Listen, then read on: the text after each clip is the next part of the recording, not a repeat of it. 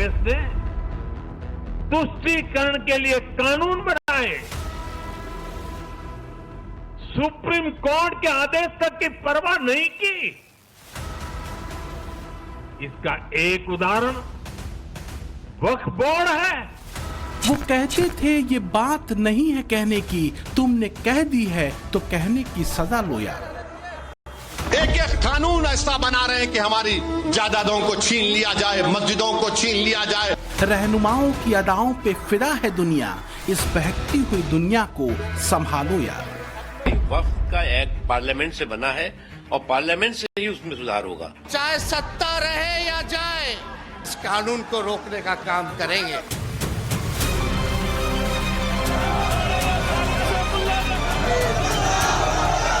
वक्फ जिस लैंड को कह देगी कि उनकी है, उनकी मान ली जाएगी। हम बहुचक हैं जी, ये कौन सा आदेश है? आपको इस पावर किसने दे दी है? भारतीय जनता पार्टी समय समय पर ऐसे संविधान में संशोधन करती है जिससे नफरत फैले। वापस नहीं लेंगे तो इसके लिए जान भी देना पड़ेगा, तो हम लोग इस कानून को जान दे देंगे। मस्जिदें आज़ाद नहीं रहेंगी, कब्रिस्तानें आज़ाद नहीं रहेंगी, ये उनके गिरफ्त में आ जाएगा। जेल भरना पड़े तो हम लोग जेल भरेंगे, अगर जान देना पड़े तो हम लोग जान भी दे सकते हैं। ये 100 to 100% मुस्लिम विरोधी है। वक्फ बिल पर बहकना बहकाना, उफन्ना उकसाना, आसमान को सिर पर उठाना जारी है, यूं कि कयामत ही आ गई जैसे। इस बार चूके तो फिर मौका न मिलेगा। मुस्लिम औरतों को भी आगे बढ़ने के लिए सम्मान मिलना चाहिए। बोर्ड वाले जो उलमा हैं वो चाहते हैं अगर तो वो रख सकते हैं। नरेंद्र मोदी के लिए एक ही दिक्कत तब खड़ी होती है जब घर के अंदर माहौल खराब करने का प्रयास होता है, क्योंकि यहां माहौल खराब करने की साजिश करने वाले होते कुछ ही लोग हैं, लेकिन भाई होते तो वो भी घर के ही हैं। लेकिन मोदी झुकने वालों में से नहीं, और अब उनके सामने नया महा चैलेंज खड़ा हो गया है वक्फ बिल को लेकर, जिसको लेकर देश भर में बवाल की तैयारियां तेज हो गई। वक्फ बिल के विरोध की लड़ाई अब सड़क पर आ गई है। वक्फ बिल के खिलाफ भड़काऊ बयानबाजी चल रही है। बिल के विरोध में मुसलमानों की भीड़ जुटाई जा रही है। वक्फ बिल के विरोध में कुर्बानी देने की धमकियां दी जा रही हैं। सीए, एनआरसी, किसान आंदोलन, शाहीन बाग जैसे आंदोलन की बातें चल रही हैं। लेकिन मोदी सरकार ने भी वक्फ बिल को लेकर बड़ा फैसला लिया है। वो फैसला क्या है आगे बताऊंगा।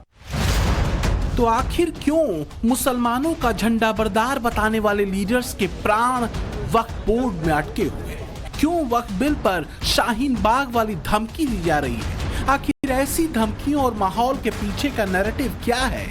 और क्यों ये बात कही जा रही है कि वास्तव में वक्फ बिल के विरोध के बहाने कुछ कट्टरपंथियों ने एक रास्ता खोज निकाला है पीएम मोदी को लेकर अपनी पुरानी खींच मिटाने का। सरकार की तरफ से बार बार इस बिल पर स्थिति साफ करने के बाद भी देश के माइनॉरिटी को, विशेषकर मुस्लिम भाइयों बहनों को गुमराह करना चाहता है। मैं इनको कहना चाहता हूं, आपके अधिकार पर कोई तराप मारने की बात। अब कहते हैं हमारी मस्जिदें छीन लेंगे। ये रिट्रोस्पेक्टिव इफेक्ट से बिल नहीं आ रहा है, कैसे छीनी जाएगी? बिल आगे के समय के लिए है। आप 2013 में जो बिल लेकर आए थे वो रिट्रोस्पेक्टिव इफेक्ट था, मगर वोट बैंक कंसोलिडेट करने के लिए झूठ पर झूठ, झूठ पर झूठ, झूठ पर झूठ बोलते जाना। इतने साल से इतने चुनाव हारे फिर भी सीखते नहीं है। सवाल हिंदुस्तान की करीब 20% मुस्लिम आबादी का है। क्या वास्तव में संकट उसकी धार्मिक आजादी पर है? क्या वक्फ संशोधन बिल के बहाने बवंडर उठाकर कुछ शातिर मुस्लिम लीडरों की कोई और बेचैनी मजलिसों में उतर रही है? वो पास करके दिखाएं और फिर देखें कि क्या हश्र होता है उनका। वक्फ बिल नहीं है, सांप का बिल है, इसके अंदर जहर भरा हुआ है। बस एनफ, बहुत हो गया। तो कुर्बानी देने के लिए हमें तैयार होना चाहिए। आपकी गोलियां कम पड़ जाएंगी, हमारे सीने कम नहीं पड़ेंगे। कोई धमका रहा है, कोई भड़का रहा है, कोई कुर्बानी मांग रहा है, तो कोई कहता है बिल पास हुआ तो क्या हश्र होगा, देख लेना। इसलिए सवाल उठ रहे हैं कि आखिर ऐसा क्या हो जाएगा अगर वक्फ संशोधन बिल पास हुआ तो? आखिर क्यों मुस्लिम लीडरशिप वक्फ बिल पर छातियां पीट रही है?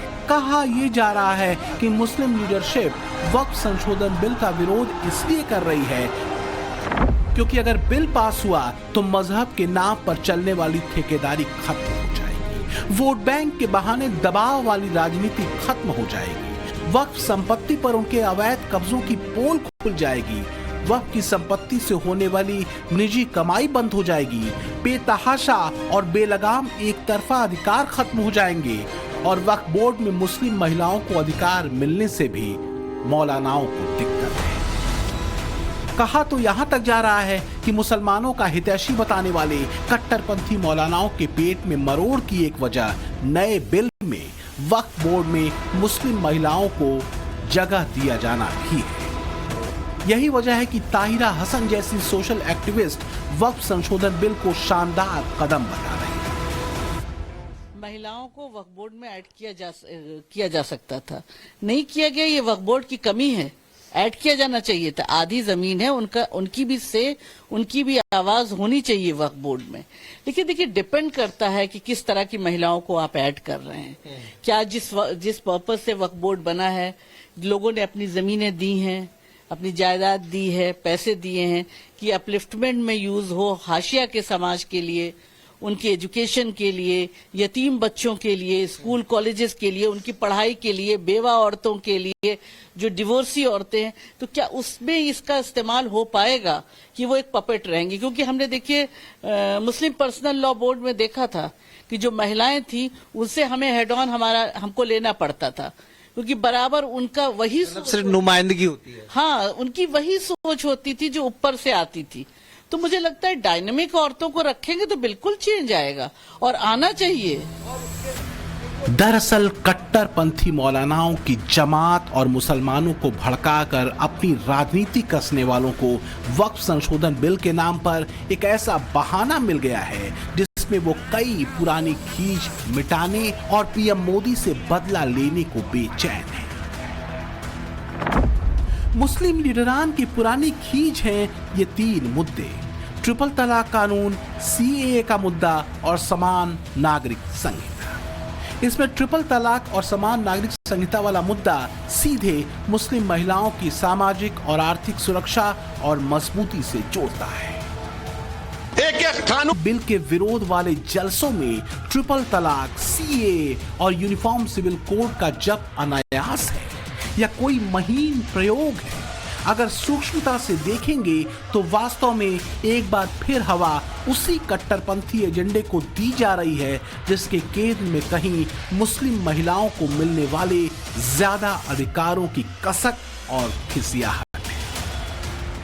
एक जिद है जिसका सिरा जोता है शाहबानो केस से, जिसमें इसी तरह सड़कों पर उतरकर अराजकता फैलाकर सुप्रीम कोर्ट के फैसले को कट्टरपंथियों ने तत्कालीन राजीव गांधी सरकार से पलटवा दिया था। मामला 1985 का है। शाहबानो को उसके पति ने तलाक दे दिया था। शाहबानो अपने और बच्चों के लिए गुजारा भत्ता मांग रही थी। न्याय के लिए हाई कोर्ट से सुप्रीम कोर्ट तक पहुंची। सुप्रीम कोर्ट ने 500 रुपए प्रति महीना गुजारा भत्ता देने का आदेश उसके पति को दिया। सुप्रीम कोर्ट के फैसले को मौलानाओं ने शरीयत में दखल बताया। मौलानाओं ने नारा दिया, इस्लाम खतरे में है, शरीयत बचाओ। कट्टरपंथियों के नेतृत्व में जगह जगह हिंसक प्रदर्शन शुरू हुए। 1986 में राजीव गांधी कट्टरपंथियों के आगे झुक गए। तत्कालीन राजीव गांधी सरकार ने सुप्रीम कोर्ट के फैसले को संसद में पलट दिया। तुष्टीकरण का यही चस्का आजादी के बाद से कट्टरपंथी मौलानाओं को लगा हुआ है और जब महिलाओं को अधिकार देने की बात होती है तो उनके तन बदन में आग लग जाती है। तो क्या इस बार वक्फ संशोधन बिल पर खिसियाहट और बौखलाहट इसी बात को लेकर है क्योंकि मोदी सरकार ने नए वक्फ बिल में मुस्लिम महिलाओं को समान अधिकार देने और उनकी भागीदारी वक्फ बोर्ड में तय करने की बात की है? क्योंकि केंद्रीय वक्फ परिषद और राज्य वक्फ बोर्डों में 2 महिला सदस्यों को शामिल करने का प्रावधान इस बिल में किया गया है। जाहिर है मोदी सरकार का लक्ष्य मुस्लिम महिलाओं की समान भागीदारी सुनिश्चित करना है। लेकिन ये भी सच है कि मजहब के नाम पर कट्टरपंथी मौलानाओं ने मुस्लिम महिलाओं का भी साइलेंट ब्रेन वॉश करने की कोशिश की है। हमने अलग अलग शहरों में ये समझने की कोशिश की कि आखिर नए वक्फ बिल में वक्फ बोर्ड में मुस्लिम महिलाओं को जगह दिए जाने के प्रावधान पर मुस्लिम महिलाएं क्या सोचती हैं। सुनिए जरा। ये वक्फ बिल बिल्कुल भी पास नहीं होना चाहिए। हम बिल्कुल इसके खिलाफ हैं, क्योंकि जो हमारे मौलाना या आलिम वगैरह खड़े हैं इस चीज को वो समझेंगे क्या है सही क्या नहीं। लेडीज हमारे यहाँ इस चीज को नहीं, वो है वो खुद है, वो देखने वाले करने वाले। लेडीज का उसमें क्या काम है। पहले से नहीं रही वो कोई बात नहीं है कि नहीं रही, आगे आगे वक्त बदलता रहता, चीजें बदलती भी रहती हैं, ऐसा तो है नहीं है। पहले लेडीज आगे नहीं थी, अब तो हर चीज में है, आ सकती हैं, वो जान सकते हैं उन्हें किसे रखना है। जो इसके काबिल है, जो लेडीज काबिल हो वो आए, वो रख लेंगे, कोई ऐसी बात नहीं है। वक्फ बोर्ड वाले जो उलमा हैं वो चाहते हैं अगर तो वो रख सकते हैं, लेकिन अगर सरकार जबरदस्ती नहीं, कोई उसे नहीं है। बढ़नी चाहिए महिलाओं की संख्या इस बोर्ड में, ताकि महिलाएं जो हमारे मजहब की हैं वो अपने बातें रह सकें। ऑलरेडी हमारे मजहब में उनको नीचा रखा जाता है। नहीं, हम लोग के वैसे ही कुछ कम राइट्स हैं और हमारे क्या महिलाओं को ज़्यादातर बोलने की आवाज़ नहीं जाती है, उनको नीचा रखा जाता है। तो अगर हम महिलाएं इस बोर्ड में आएंगी तो कल को हमारे ही आने वाली लड़कियों के लिए बहुत ही हेल्पफुल रहेगा। फीमेल अगर all India Muslim personal law board में आगे जाएगी तो हमारी लड़कियों के लिए ही, हम लोगों के लिए ही बेहतरी होगी। आदमी अपनी प्रॉब्लम समझ सकता है और औरतें अपनी तरह की प्रॉब्लम समझ सकती हैं। बहुत ही अच्छा फैसला आया है, जो नियम निकाला गया है कि वक्फ में महिलाओं को शामिल करा जाए। ये सही बात है कि अगर वक्फ में महिलाएं शामिल होंगी तो करप्शन पे भी लगाम लगेगी और महिला भी सशक्त होगी। अच्छा फैसला है, महिलाओं को और आगे आना चाहिए। सब कुछ ही कर रही हैं आजकल महिला, मर्दों से आगे हैं बल्कि। और सही है ये फैसला, महिला क्या नहीं कर सकती, सब कुछ कर सकती है। आजकल ट्रेन चला रही है, गाड़ियाँ चला रही है, हर चीज कर रही है महिलाएं बोट भी चला सकती हैं। मुस्लिम औरतों को भी आगे बढ़ने के लिए सम्मान मिलना चाहिए, जिसके लिए हम आपके पक्ष में हैं। कि अगर ऐसा हो रहा है और अगर समाज में महिलाओं को सम्मान की बात हो रही है, ये तो बहुत अच्छी बात है। इसमें ये थोड़ी ना होना चाहिए कि भाई ये हिंदू और ये मुस्लिम, ये सारी चीजें गलत है।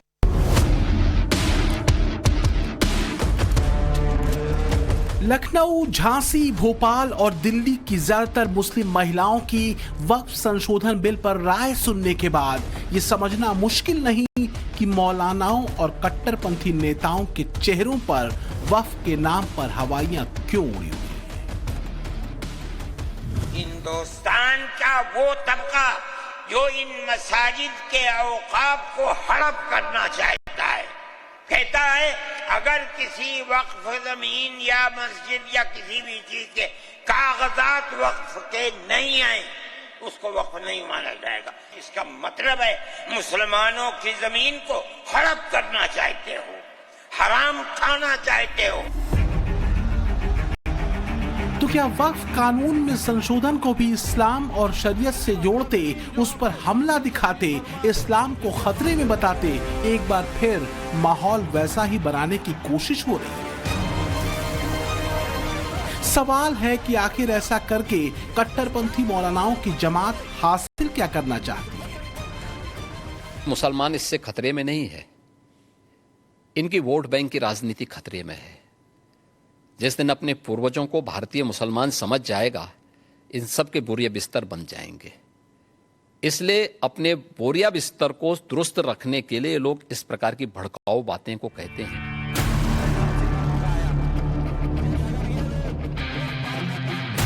पीएम मोदी से कट्टरपंथी जमात की खुन्नस आज की नहीं है, ये तो आप जानते ही हैं। इसकी एक बड़ी वजह यह है कि पीएम मोदी की राष्ट्रवादी राजनीति ने तुष्टीकरण वाली सियासत पर फुल स्टॉप लगा दिया है। अब जिनकी वोट बैंक की ठेकेदारी थी, उनकी दुकानें बंद हो गई। लेकिन बात इतनी भर नहीं, वोट बैंक वाली ठेकेदारी बंद हुई सो हुई, अब वक्फ संशोधन बिल के जरिए वक्फ बोर्ड के भीतर होने वाले करप्शन पर भी लगाम लगाने की तैयारी है।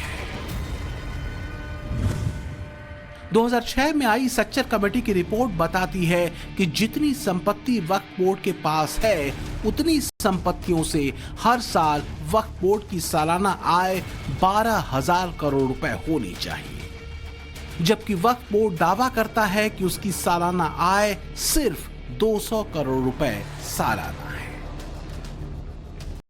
अब आप ही समझिए जरा कि जिस प्रॉपर्टी से 12,000 करोड़ की आय होनी चाहिए, उससे सालाना सिर्फ 200 करोड़ रुपए की आय होने का दावा अगर वक्फ बोर्ड कर रहा है तो लोचा तो है कहीं। वक्फ संशोधन बिल को लेकर सबसे ज्यादा विरोध इस बात का हो रहा है कि वक्फ के मैनेजमेंट में गैर मुस्लिम की एंट्री कराई जा रही है। ऐसे माहौल बनाया जा रहा है कि अब गैर मुस्लिम ही पूरा का पूरा वक्फ बोर्ड का मैनेजमेंट संभालेगा। अच्छा, जब अखिलेश यादव के जमाने में गैर हिंदू जो है वो महाकुंभ का आयोजन देख रहा था, तब किसी को दिक्कत नहीं, तब वो भाई धार्मिक सौहार्द की बात कि भाई एक मुसलमान को महाकुंभ का आयोजन का कार्यक्रम जो है देखने के लिए दिया था अखिलेश यादव ने। और अब जो है वो वक्फ बोर्ड की बारी है तो वहां कोई गैर मुसलमान नहीं होना चाहिए। हालांकि ऐसा है नहीं। वक्फ संशोधन बिल 2024 के मुताबिक पहले यह प्रावधान था कि बोर्ड में मुस्लिम सांसद होगा, अब प्रावधान है कि एक सांसद होगा जो गैर मुस्लिम भी हो सकता है। पहले मुस्लिम एमएलए एमएलसी की बात थी, अब एक एमएलए है जो किसी भी धर्म का हो सकता है। पहले वक्फ के मैनेजमेंट में कोई प्रोफेशनल नहीं था, अब 2 प्रोफेशनल्स को जगह दी जाएगी जो किसी भी धर्म के हो सकते हैं। इतना ही नहीं, बोर्ड में राज्य सरकार का भी एक अधिकारी होगा और बार काउंसिल का भी एक मेंबर बोर्ड में होगा। तो यह कहना कि राज्यों का कोई दखल ही नहीं होगा, ऐसा भी नहीं। और दूसरी बात, अगर मान लीजिए आपको वक्फ की प्रॉपर्टी है या नहीं देखना है, कागजात देखने हैं, कुछ चीजें देखनी है, तो ये क्या मुसलमान को ही समझ में आएगा कि कागज है कि नहीं है? हिंदू सिख ईसाई को समझ में नहीं आएगा। इसके अलावा एक मुतवल्ली का है मामला, जो मुस्लिम ही होगा। एक पद स्कॉलर का है जो मुस्लिम स्कॉलर होगा। 2 सदस्य स्थानीय निकाय के होंगे जो मुसलमान ही होंगे। मतलब ऐसा नहीं कि मुसलमानों को आउट कर दिया गया। आप ये भी समझिए कि बिल में नॉन मुस्लिम को सेलेक्ट का प्रावधान है, लेकिन यह जरूरी नहीं है कि नॉन मुस्लिम को ही चुना भी जाए। आप ये भी देखिए कि वक्फ बिल में संशोधन की मांग आज से नहीं हो रही, बल्कि कांग्रेस की यूपीए सरकार के वक्त से ही ये मांग उठ रही है। मुसलमानों की स्थिति जानने के लिए साल 2005 में एक सच्चर कमेटी बनी थी। आपने इसका नाम बहुत सुना होगा, सच्चर कमेटी। इस सच्चर कमेटी ने खुद वक्फ संपत्तियों के मैनेजमेंट को लेकर जो सिफारिश की थी, उसके मुताबिक संपत्ति की देखरेख करने वाले मुतवल्ली के कामकाज के लिए नियम तय होने चाहिए। यह सिफारिश भी की गई थी कि नॉन मुस्लिम टेक्निकल एक्सपर्ट की भी नियुक्ति हो। इसके अलावा वक्फ बोर्ड में महिलाओं को भी शामिल करने की सिफारिश थी। साथ ही ज्वाइंट सेक्रेटरी लेवल ऑफिसर को भी बोर्ड में शामिल होने की बात कही गई। यानी जो सच्चर कमेटी ने कहा वो मनमोहन सिंह की सरकार तो नहीं कर पाई, लेकिन आज नरेंद्र मोदी वही कर रहे हैं जो सच्चर कमेटी ने कहा था कि ये मुसलमानों के हक में है, भाई ये कर दो। और उस पर तमाशा हो रहा है, विरोध प्रदर्शन हो रहा है। यह सब इसलिए हो रहा है क्योंकि कांग्रेस सरकार ने ही वक्फ बोर्ड के मुंह पर असीमित पावर वाला, एक तरीके से कहिए, चस्का लगा दिया। तो क्या वक्फ बोर्ड में चल रहे ऐसे ही गड़बड़झालों के बाहर आ जाने का डर है मौलानाओं को? इसलिए वक्फ संशोधन बिल पर मुस्लिम वोट बैंक के झंडा बरदारों की छाती पर सांप लौट रहे हैं। लेकिन सरकार ने फैसला कर लिया है, वक्फ संशोधन बिल आकर रहेगा। हमने इतना ही बदलाव किया है कि कोई भी निर्णय होगा, वो निर्णय कानून की अदालत में इसको चुनौती दे सकते हैं। तो सरकार के निर्णय को भी दे सकते हैं। वह कभी क्यों? तो क्या सरकार ऐसे रोएगी कि हमारा अधिकार ले लिया? सरकार के कानून भी चैलेंज होते हैं। और ये पूरा पचड़ा जब पार्लियामेंट में चर्चा होगी, दूध का दूध पानी का पानी हो जाएगा। तो अगले हफ्ते वक्फ संशोधन बिल पार्लियामेंट में मूव कर देंगे? देखिए, पार्लियामेंट का टाइम टेबल मुझे मालूम नहीं है, मगर इसी सत्र में हम वक्फ संशोधन का बिल रखेंगे। बस यही डर है जो कट्टरपंथी जमातों को बेचैन किए हुए है, क्योंकि 2013 में जब कांग्रेस और कथित लिबरल लॉबी की सरकार केंद्र में थी, तब वक्फ कानून में संशोधन करके उसे बेतहाशा शक्तियां दे दी गई थी। एक तरह से वक्फ बोर्ड सरकार और देश की कानूनी संस्थाओं से भी ऊपर रख दिया गया था। 2013 में संशोधन हुआ और वक्फ बोर्डों को संपत्ति छीनने की असीमित शक्तियां दी गईं। वक्फ अधिनियम के संशोधन में यह भी प्रावधान किया गया कि वक्फ के दावे को किसी भी अदालत में चुनौती नहीं दी जा सकती है। सीधे शब्दों में कहें तो वक्फ बोर्ड के पास मुस्लिम दान के नाम पर संपत्तियों पर दावा करने की असीमित शक्तियां हैं। एक फैसला वक्फ बोर्ड करता है, उसको देश की अदालत में चुनौती नहीं दे सकते। ऐसा भारत जैसे देश में कैसे चल सकता है? कभी नहीं हो सकता। और हुआ है। मैं आपको बताता हूं, दिल्ली के 123 प्राइम लोकेशन की प्रॉपर्टी को वक्फ घोषित कर दिया और कानून क्या बनाया, इसको आप चैलेंज नहीं कर सकते हो। प्रयागराज में चंद्रशेखर आजाद गार्डन, जहां चंद्रशेखर आजाद जी ने अंतिम सांस ली, उसको वक्फ की प्रॉपर्टी घोषित कर दिया गया। अब कोई मौलाना साहब कहते हैं पार्लियामेंट और राष्ट्रपति भवन वक्फ है। तो सवाल है कि किसको और किस लिए उपकृत किया जा रहा था। जाहिर है वोट बैंक को हाँकने वाले कट्टरपंथी मौलानाओं, ताकि वोट बैंक एक तरफा गिरता रहे। तो वोट बैंक के तुष्टीकरण में अन्याय वास्तव में किसके साथ हुआ? देश के लोगों की संपत्ति के साथ। तरह तरह की अफवाहें उड़ाकर मुसलमानों को अब भड़काया जा रहा है। यहां तक कि कहा जा रहा है कि बगैर चर्चा के मुसलमानों पर यह बिल थोपा जा रहा है। आप सोचिए, मोदी विरोध में मुस्लिम वोट बैंक को इनकैश कराने के चक्कर में असदुद्दीन ओवैसी और इमरान मसूद जैसे नेता कैसे मुसलमानों को गुमराह करते हैं। ऐसा माहौल बना रहे हैं जैसे मोदी सरकार ने तो बिना किसी चर्चा के मुसलमानों पर बिल थोप दिया, जबकि सच इसके उलट है। एक कानून को बनाने की जो पूरी प्रक्रिया होती है उसे फॉलो किया गया। पहले इस बिल को लोकसभा में पेश किया गया, फिर खुद सरकार ने इस बिल को बेहतर बनाने के लिए इसे ज्वाइंट पार्लियामेंट्री कमेटी यानी जेपीसी के पास भेजा। जेपीसी में असदुद्दीन ओवैसी भी थे और कांग्रेस सांसद इमरान मसूद भी थे। समाजवादी पार्टी की तरफ से सपा सांसद मोहिबुल्लाह नदवी भी थे। लेकिन आज यही नेता बिल के विरोध में ऐसा माहौल बना रहे हैं जैसे सरकार ने बिना किसी को बताए चुपचाप बिल पास करा लिया। जेपीसी में शामिल सपा सांसद मोहिबुल्लाह नदवी क्या कह रहे हैं, जरा उनको भी सुनिए। आरएसएस ने सैकड़ों साल से जिनको दबाकर कुचल कर रखा है और अब वो संविधान को कुचलना चाहते हैं, बिल्डोज करना चाहते हैं। समाजवादी पार्टी ने, माननीय अखिलेश यादव जी ने पहले दिन ही जब ये बिल लाया गया था साफ साफ कह दिया था कि ये कॉन्स्टिट्यूशन संविधान पर सबसे बड़ा होने वाला आजादी के बाद हमला है, हम इसको कभी बर्दाश्त नहीं कर सकते। जिस तरह से मजाक किया जा रहा है कि उनके मजहबी मामलात में दखलंदाजी की जा रही है, ये बीजेपी वो पार्टी है जो एक मुसलमान को सारे मुल्क में एक सीट लोकसभा की नहीं दे सकती, वो वक्त की रक्षा क्या करेगी। अब यह भी समझिए कि जेपीसी ने इस बिल में संशोधन को फाइनल करने से पहले कैसे मैराथन एक्सरसाइज हुई थी। लगभग हर पक्ष से इस पर बात की गई। बिल को लेकर 97 लाख सुझाव मिले। बिल पर गहन चर्चा के लिए जेपीसी की 36 मीटिंग्स हुई। इन मीटिंग में अलग अलग पक्षों की राय ली गई, जैसे अलग अलग मंत्रालयों और विभागों से राय ली गई, जिसमें अल्पसंख्यक कानून मंत्रालय के अलावा 15 राज्य सरकारों से बात हुई। 25 राज्यों के वक्फ बोर्ड को भी सुना गया, 5 अल्पसंख्यक आयोग को सुना गया। इसके अलावा मुस्लिम स्कॉलर्स से राय ली गई। अलग अलग राज्यों में बार एसोसिएशन को सुना गया। वक्फ संशोधन बिल को लेकर किसी की राय छूट न जाए, इसके लिए जेपीसी के सदस्यों ने मुंबई, अहमदाबाद, हैदराबाद, चेन्नई से लेकर पटना, कोलकाता, लखनऊ अलग अलग शहरों में विजिट किया।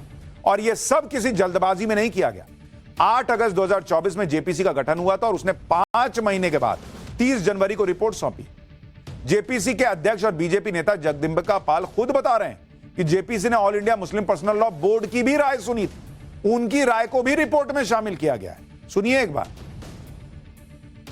जब ज्वाइंट पार्लियामेंट्री कमेटी ऑन वक्फ ने all India Muslim personal law board को इस अमेंडमेंट के बाद उस पूरी कमेटी के सामने बुलाया था और कमेटी के सामने all India Muslim personal law board ने जो अपनी बातें रखी थी उसको हमने संज्ञान लिया था। केवल संज्ञान भी नहीं लिया था हमने, बल्कि उसको अपनी रिपोर्ट का हिस्सा भी बनाया है। लेकिन जब जिद हो, अड़ियलपन हो, खींच हो, तो तर्क भला कौन सुनता है। वक्फ संशोधन बिल के नाम के बहाने मुसलमानों को यह बताया जा रहा है कि उनकी मस्जिद से लेकर कब्रिस्तान तक पर बुलडोजर चलाने की तैयारी सरकार की है। तो वहीं गोलबंद हुए कुछ कट्टरपंथी मौलाना धमकियां एनडीए घटक दलों को भी दे रहे हैं। मोदी इस मुल्क में मुसलमानों को चैन से जीना भी नहीं देना चाहते हैं और कब्रिस्तान में चैन से दफनाया जाए उसके लिए भी हालात वो खराब कर रहे हैं। अगर ये काला कानून बन गया तो न जाने कितनी मस्जिदों में ताले लगेंगे, खानकाहें वीरान होंगी और कब्रिस्तानों में बुल्डोजर चलेंगे। हम इस मुल्क में खाना जंगी नहीं चाहते हैं। ये नंगी तलवार है मुसलमानों के गर्दनों पर, ये नंगी तलवार है देश के संविधान पर, ये नंगी तलवार है हिंदुस्तान के सोशल फैब्रिक हिंदू मुस्लिम सिख ईसाई के इत्तेहाद पर। बयान सुन रहे हैं आप? ये बिल जो है वो मुसलमानों का चैन छीन लेगा अगर ये बिल आ गया तो। इसका मतलब अभी तक जो वक्फ कानून चल रहा है उससे मुसलमान एकदम बम है, चैन में है, बंगलों में रह रहा होगा, सब मुसलमान करोड़पति हो गया होगा। नहीं होना क्या होगा फिर इनके हिसाब से? नहीं हुआ। क्यों नहीं हुआ ये समझना होगा उन मुसलमानों को जिनको भड़काया जा रहा है। वक्फ संशोधन बिल के खिलाफ आंदोलन की कमान all India Muslim personal law board ने संभाली हुई है। इन्हें भी तो यह दिखाना है कि मुसलमानों की आवाज उठाने वाले असली ठेकेदार हम हैं। बिल के खिलाफ प्रदर्शन का अगला प्लान भी तैयार हो गया। दिल्ली और पटना के बाद अगला ठिकाना आंध्र प्रदेश है, जहां एनडीए में शामिल चंद्रबाबू नायडू की सरकार है। वहां भी Muslim personal law board Chandrababu Naidu की पार्टी पर दबाव डालेगा कि वो इस बिल का समर्थन ना करें, और अगर किया तो फिर मुसलमानों का सपोर्ट हमेशा के लिए खो देंगे। All India Muslim personal law board के सदस्य कैसे शाहीन बाग की याद दिला रहे हैं वो सुनिए। जिस तरह हमारी कौम ने अभी चंद माह पहले एक सीए और एनआरसी के ऊपर में शाहीन बाग का अजीमुश्शान मुजाहरा किया था, अगर ये बिल वापस नहीं लिया गया और खुदा न खास्ता ये कानून मंजूर हो गया तो फिर हम पूरा देशव्यापी अभियान छेड़ेंगे। पूरे टीडीपी को ये इंतबाह देने के लिए है, ये वार्निंग देने के लिए है। अगर आपने बिल का समर्थन किया तो आप हमारे समर्थन से महरूम हो जाए। कट्टरपंथी मौलानाओं की जमात का ये पैंतरा पुराना है और आजमाया हुआ है। इस पैंतरे के आगे कथित सेकुलर सरकारें घुटने टेकती रही हैं, फिर चाहे वो सरकार केंद्र की रही हो या फिर राज्यों की। कट्टरपंथियों ने तमाशा खड़ा करके शरीयत में दखल का शोर मचाकर हर बार दबाव बनाया है। ऐसा 3 तलाक कानून के समय भी हुआ और सीएए के दौरान भी, लेकिन 3 तलाक का कानून आया और देश में सीएए लागू भी हुआ। और अब बारी वक्फ संशोधन बिल की है और इसे लेकर मोदी सरकार दृढ़ प्रतिज्ञ है। Bureau report, times now, Navbharat.